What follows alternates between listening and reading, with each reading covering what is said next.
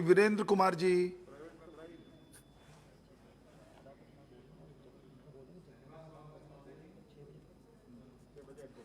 आपने मुझे संविधान संशोधन विधेयक तमिलनाडु राज्य के संबंध में अनुसूचित जाति की सूचियों को उपांतरित करने का जो विधेयक लाया गया है, इस विधेयक के समर्थन में बोलने के लिए मैं खड़ा हुआ हूं।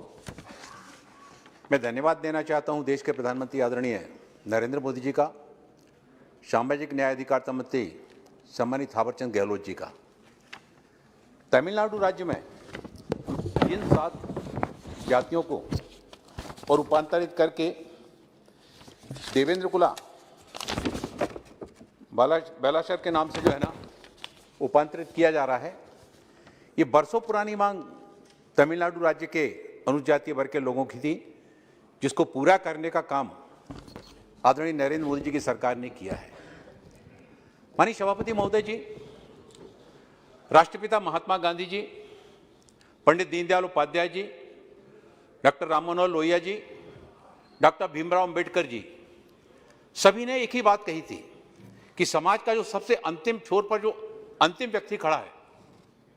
उस व्यक्ति के उत्थान का जब तक कार्य पूरा नहीं हो जाता है, तब तक हमारा विकास अधूरा है। और जो समाज के अंतिम छोर पर जो व्यक्ति खड़ा है, इसको रहने के लिए जब तक मकान नहीं मिलता है, इसको खाने के लिए जब तक भोजन नहीं मिलता है, इसको स्वास्थ्य के लिए जब तक चिकित्सा की सुविधाएं नहीं मिलती हैं, इसकी शिक्षा के लिए जब तक इसके बच्चों को शिक्षा की व्यवस्थाएं नहीं मिलती हैं, तब तक हमारा विकास अधूरा है। और इसी को पूरा करने का काम आदरणीय नरेंद्र मोदी जी की सरकार कर रही है। चाहे वो प्रधानमंत्री आवास योजना के माध्यम से हो, चाहे वो जन औषधि योजना के माध्यम से हो, चाहे वो आयुष्मान भारत योजना के माध्यम से हो, चाहे खाद्यान्न योजना के माध्यम से हो, और चाहे शिक्षा के माध्यम से अनुसूचित जाति समाज के जो हमारे बच्चे हैं,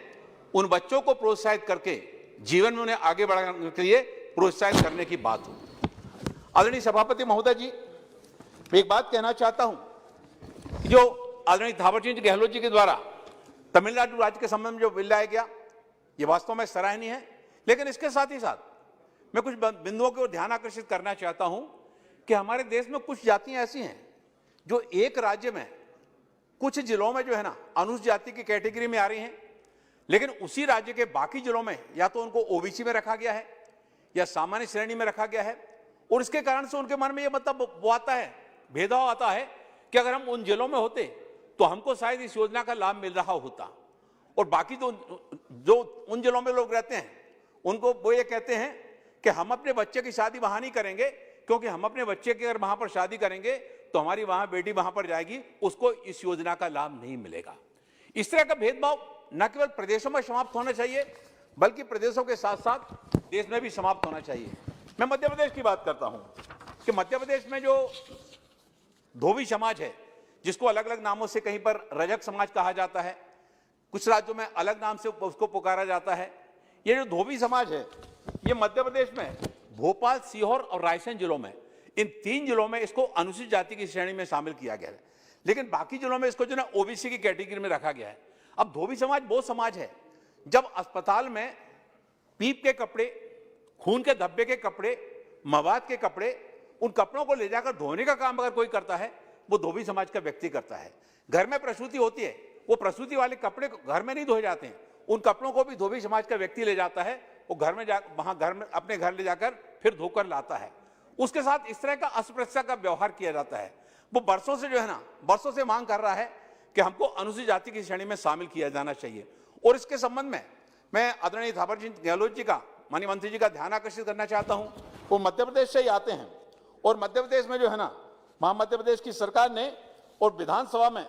3 अप्रैल 1998 में विधानसभा से एक अशासकीय संकल्प पारित करके 22 नंबर क्रमांक का वो पारित करके यहां पर केंद्र को भेजा था। और इसी तरह से मध्य प्रदेश की सरकार ने पुनः 17 फरवरी 2006 को पुनः एक अशासकीय संकल्प 16, 17 और 19 पारित करके केंद्र सरकार को भेजा। मैं आपके माध्यम से माननीय मंत्री जी से अनुरोध करना चाहता हूं कि 2 बार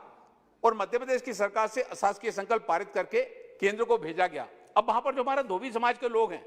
हमारे एक परमानंद रजक है, बहुत बुजुर्ग व्यक्ति है, उसकी लगभग 85-90 साल की उम्र हो गई है। वो बार बार मेरे पास आता है। पिछले बार भी मैंने इस विषय को उठाया था, तो उसके बाद धोबी समाज के देश भर से काफी लोगों के हमारे पास फोन आए कि हमारे समाज को जो देश भर में जो है ना अनुसूचित जाति की श्रेणी में शामिल किया जाना चाहिए। इसी तरह का प्रजापति समाज है, और जो प्रजापति समाज है ये दीपावली के समय पर दीपक बनाने का काम करते हैं, खिलौने बनाने का काम करते हैं, कलात्मक वस्तुएं बनाने का काम करते हैं। लेकिन ये प्रजापति समाज भी जो है ना ये भी सभी जगह पर जो है ना और अनुसूचित जाति की श्रेणी में नहीं आता है। अब मध्य प्रदेश की बात करें तो मध्य प्रदेश में जो प्रजापति समाज है ये टीकमगढ़, छतरपुर, पन्ना, दतिया, सतना, रीवा, सीधी और शहडोल, इन जिलों में तो अनुसूचित जाति की श्रेणी में आ रहा है, लेकिन बाकी जिलों में इनको ओबीसी की श्रेणी में शामिल किया गया है। और इसके कारण से अनुसूचित जाति समाज को मिलने वाली योजनाओं के लाभ से वो वंचित रहते हैं। इसी तरह से दिल्ली में जो है मल्लाह जाति को यहाँ पर अनुसूचित जाति की श्रेणी में शामिल किया गया, लेकिन उत्तर प्रदेश के कई जिलों में इनको जो है ना और ओबीसी की कैटेगरी में शामिल किया गया है। उड़ीसा के हमारे सांसद यहाँ पर बैठे हुए हैं भरतजी महताब जी, उड़ीसा में एक भुइया जाति है और भुइया जाति को अनुसूचित जाति की श्रेणी में शामिल किया गया, लेकिन उड़ीसा के पास में ही झारखंड राज्य है और उस झारखंड राज्य में उनको अनुसूचित जाति की श्रेणी में शामिल नहीं किया गया, उनको वहां पर ओबीसी की कैटेगरी में शामिल किया गया है। तो इस तरह की जो जातियां हैं जो एक राज्य में कुछ जिलों में जो है ना और वो ओबीसी में आ रही हैं, कुछ में एससी की कैटेगरी में आ रही हैं, ऐसे दूसरे राज्यों में जो है ना उनको सामान्य श्रेणी में रखा गया है। तो इस तरह का भेदभाव जो है ना वो समाप्त होना चाहिए। मैं खटीक जाति की बात करना चाहता हूं। अभी हमारे तेलंगाना के हमारे माननीय सांसद बोल रहे थे, तो तेलंगाना के खटीक समाज के लोग आए थे, उन्होंने वहां से राज्य सरकार ने जो है ना वहां की खटीक जाति को जो है ना अनुसूचित जाति की श्रेणी में शामिल करने के लिए और राज्य सरकार से प्रस्ताव पारित करके यहाँ पर भेजा। आरजीआई में गया, दो बार भेजा गया, आरजीआई के पास भी गए, वो कमीशन के पास भी गए, और आरजीआई हर बार कोई ना कोई कमी निकालकर उसको वापस कर देती है, जबकि देश के बाकी राज्यों में जो उनको अनुसूचित जाति की श्रेणी में शामिल किया गया है। माननीय सभापति महोदय जी, बहुत ही गंभीर विषय है और उस गंभीर विषय पर जो है ना मैं बहुत ही गर्व के साथ मैं कहना चाहता हूं कि हमारे देश के प्रधानमंत्री आदरणीय प्रधानमंत्री नरेंद्र मोदी जी ने न केवल अनुसूचित जाति समाज के लिए बजट का एलोकेशन बढ़ाया, जिसके कारण से उन योजनाओं का लाभ और भी ज्यादा प्रभावी ढंग से हमारे बंधुओं को मिल सके। और मैं इसके साथ ही साथ एक चीज कहना चाहता हूं कि माननीय मंत्री जी जो है ना इस दिशा में अच्छा काम कर रहे हैं। मैं एक छोटा उदाहरण देना चाहता हूं, महाराष्ट्र का उदाहरण देना चाहता हूं। छत्रपति शिवाजी महाराज के जीवन से जुड़ा हुआ एक प्रसंग है। छत्रपति शिवाजी महाराज के वंशज थे छत्रपति साहू जी महाराज,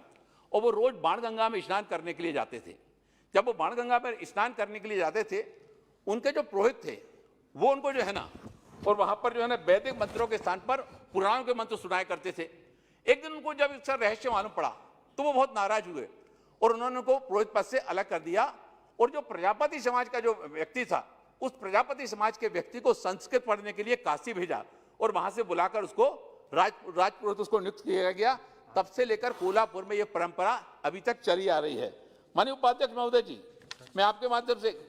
कहना चाहता हूं कि हमने जो धोबी समाज की बात की, हमने प्रजापति समाज की बात की, हमने खटीक समाज की बात की, हमने भुइया समाज की बात की, हमने मल्लाह समाज की बात की, इन सारी की सारी जातियों के संबंध में और भी हमारे देश में ऐसी कई जातियां हैं जो एक राज्य में एससी में है, बाकी राज्यों में जो है ना वो सामान्य श्रेणी में या ओबीसी में है। इसके संबंध में एक संपूर्ण जो है ना विधेयक लाने की आवश्यकता है, और वो पूरा संपूर्ण विधेयक लाकर इस तरह की विसंगतियों को समाप्त करके अनुसूचित जाति श्रेणी का लाभ इन सारी जातियों को पूरे देश में दिया जाए, ताकि पंडित दीनदयाल उपाध्याय जी का जो सपना है सब समाज को लिए साथ में आगे है बढ़ते जाना, और इस काम को आगे करने का काम देश के प्रधानमंत्री आदरणीय नरेंद्र मोदी जी के द्वारा किया जा रहा है। मुझे पूरा विश्वास है कि मोदी जी हैं तो मुमकिन है, और उनके आने के बाद अनुसूचित जाति समाज के कल्याण के लिए जिस तरह से योजनाएं बनाई गई हैं, आने वाले दिनों में निश्चित रूप से आदरणीय हमारे सामाजिक न्याय अधिकारिता मंत्री जी के द्वारा इस दिशा में पहल की जाएगी और इस तरह का बिल लाया जाएगा, ताकि अलग अलग जातियों को अलग अलग राज्यों में जो विसंगतियां हैं वो विसंगतियां समाप्त होकर उसको उन सबका लाभ सभी देश में मिलेगा। और इसके साथ ही साथ मैं तमिलनाडु राज्य के संबंध में जो बिल लाया गया है उस बिल का समर्थन करता हुआ मैं अपनी बात को समाप्त करता हूं। धन्यवाद श्री वीरेंद्र कुमार जी।